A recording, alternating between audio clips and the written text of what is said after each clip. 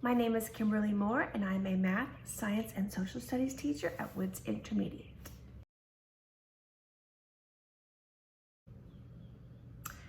I have been teaching a total of 15 years, and 12 of those years have been at Wills Point.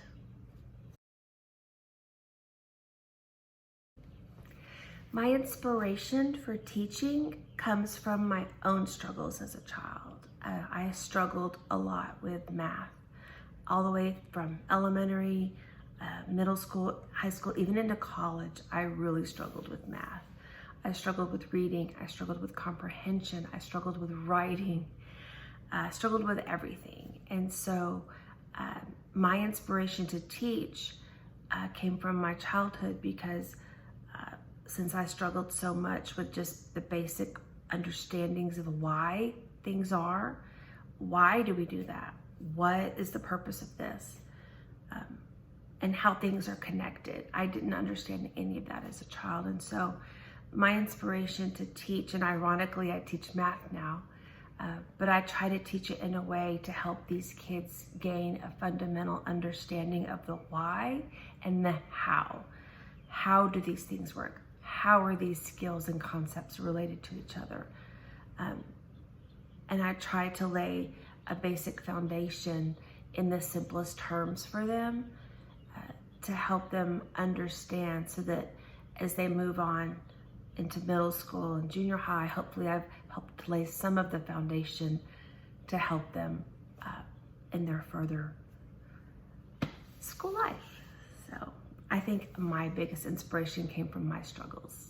So, plus my high school Latin teacher, Miss India Newton. She was the first teacher that actually I had. She was a little old lady, so sweet, taught Latin and the history and not just the language. And she just really enjoyed what she did. And she was the first teacher that I remember having that I actually saw the joy come from her. And she made it exciting. She made me want to come to class every day, and everybody just adored her. And so Miss India Newton would probably be my second inspiration after my own struggles. Okay. A funny story from the time of teaching. This is a very difficult question. There's so many. I would have to say, just from memory, one of the funny things I had happened to me once was when I had a student find a baby rabbit on the way to school, wild baby rabbit at the bus stop, and brought it to school. That was in the backpack. And then another funny story, maybe one of the times I fell in front of the class because I had told them to move your toes, I'm gonna trip. And then sure enough, I tripped and I fell. It was funny to me, it wasn't funny for the kids. I think they learned their lesson. But honestly, my real answer for this question is I would have to say we laugh every single day in class. We laugh at me, we laugh at my mistakes, we laugh at something a fourth grader has said. Fourth graders are awesome. They are hilarious. They're starting to get their personalities, and they're starting to get humor, and some are sarcastic, and they'll say things all day long. And so it's hard to pinpoint a funny story because we laugh every single day. We laugh every day in class. We laugh in the morning, we laugh in the hall, we laugh at recess, we laugh at lunch, and 9 times out of 10, it's something a fourth grader has said that's just so spot on funny. It's hard to pinpoint just one. We laugh every day.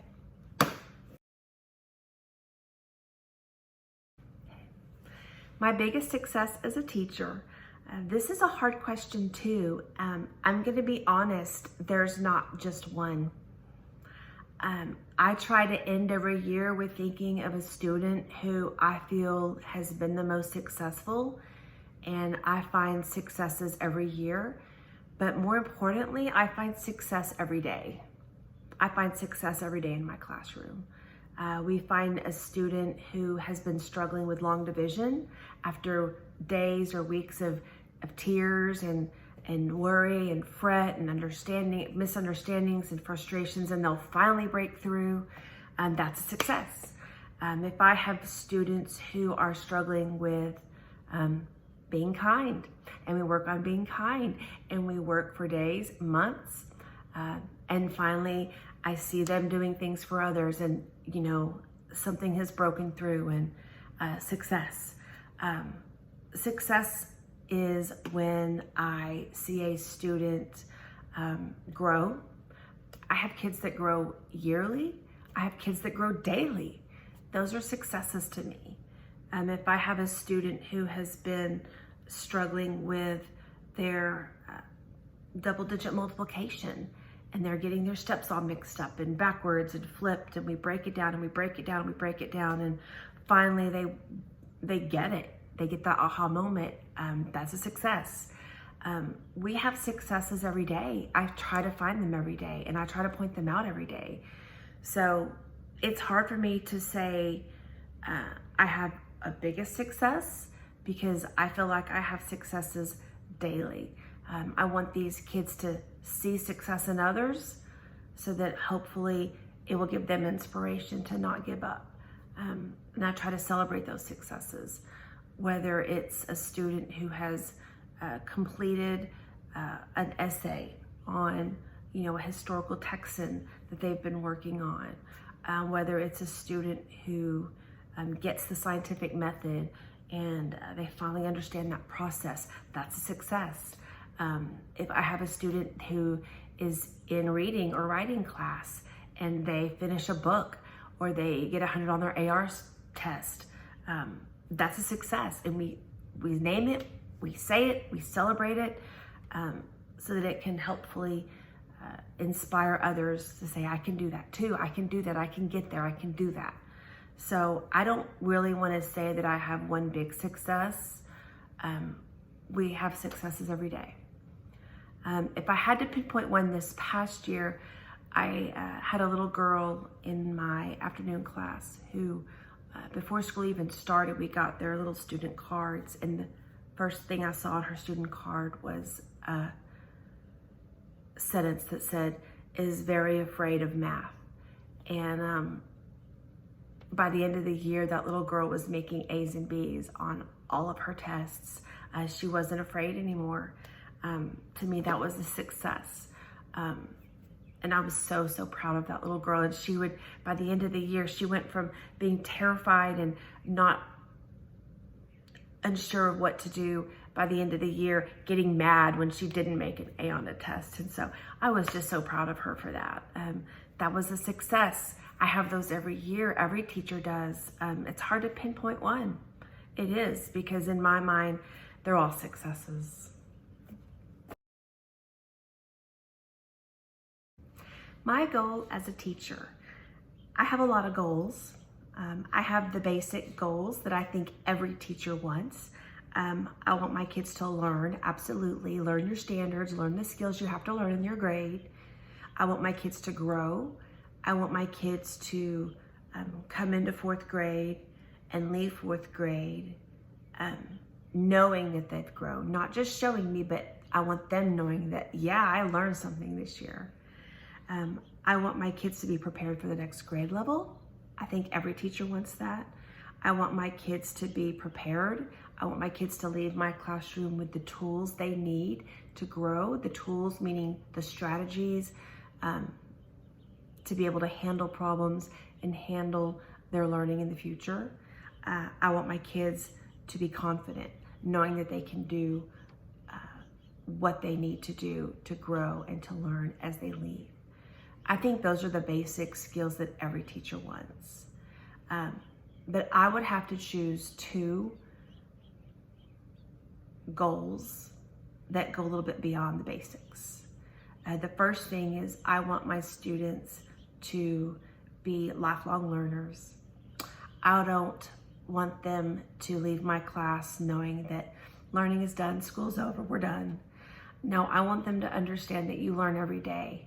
If I learn something new, I shout it out, oh my gosh, I never knew that. This is something new I learned, how cool.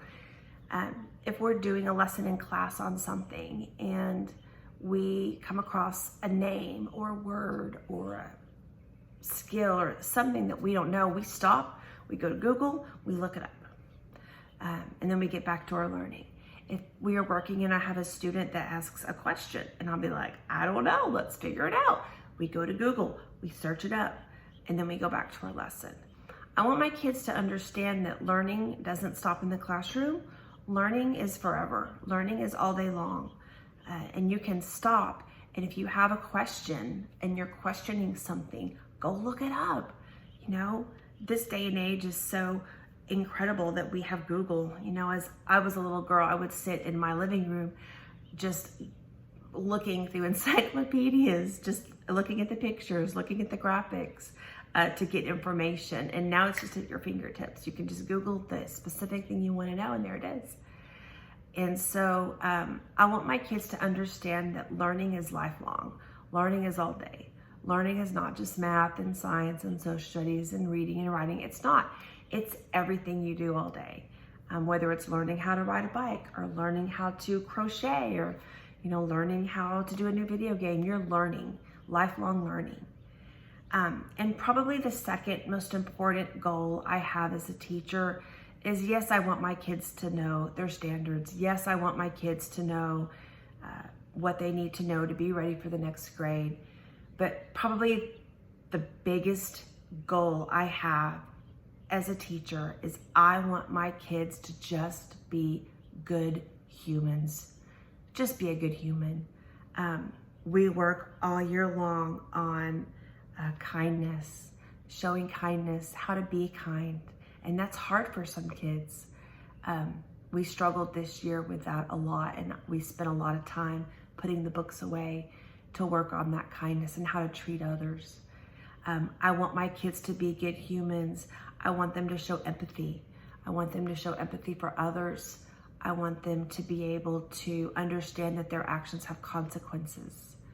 I want my children to go forth knowing that there's two kinds of choices in this world. There's bad choices, but there's good choices. And I want them to understand that those good choices will uplift you and make you a better person and lift you higher and grow you more and grow others around you as you make those good choices. We work on skills like cooperation, how to work with others, how to problem solve with others. That's a hard skill too, especially for kids. Kids are coming to school not knowing how to work with others and problem solve. And I'm not talking about working in groups. I'm talking about conflict resolution. I want my kids to know how to work out those disagreements when you have with others and how to do it in a proper way. I want my kids to come out just having respect for others and respect for themselves. To me, those are just good human traits. And so, yes, I want you to learn math. Yes, I want you to do good on your STAR test. Yes, I want you to do a great job and be ready as you move into 5th grade. But more importantly, I just want you to be a good human. And those skills of kindness and empathy and cooperation and problem solving, I think those are more important. I sometimes talk to my students like I would their mom. Sometimes I catch myself saying things that I would say to my kids because I want you to be a good kid. Be a good kid. To me, that's more important. And to me, you'll be more successful in life if you're just a good kid, good human, making those good choices. So that would be my goal. Thank you.